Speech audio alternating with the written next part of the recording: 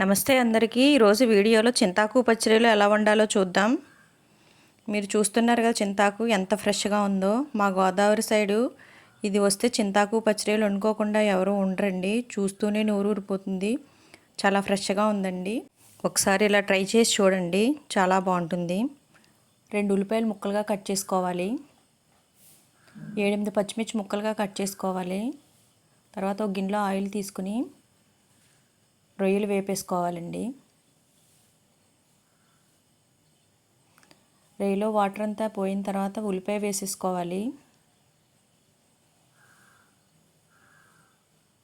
ఒకసారి మిక్స్ చేసేసుకోండి.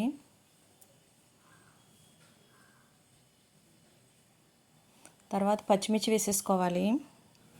కొంతమంది కారం వేయకుండా పచ్చిమిర్చితోనే కూర అంతా వండుతారు. అలా అయినా బాగానే ఉంటుంది. మిక్స్ చేసేసుకోవాలి. తర్వాత పసుపు వేసి ఒకసారి మిక్స్ చేయండి. తగినంత సాల్ట్ వేసుకోవాలి. మిక్స్ చేసేసుకోవాలి. చింతాకు క్లీన్ చేసుకుని పెట్టుకోవాలండి, కాళ్ళు అవి తీసేసుకుని. తర్వాత చింతాకు వేసేసుకోవాలి. కొంచెం ఎక్కువే పడుతుందండి. మిక్స్ చేసేసుకోవాలి.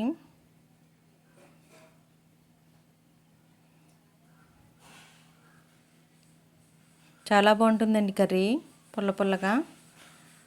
కారం 2 టీ స్పూన్లు వేయండి. మిక్స్ చేసేసుకోవాలి. సిమ్లో పెట్టే ఉడికించాలి.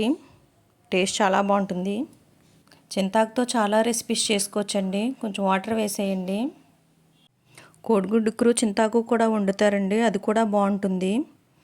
ఇది కూడా వీడియో చేస్తాను, చాలా బాగుంటుందండి. అలా చేస్తాను.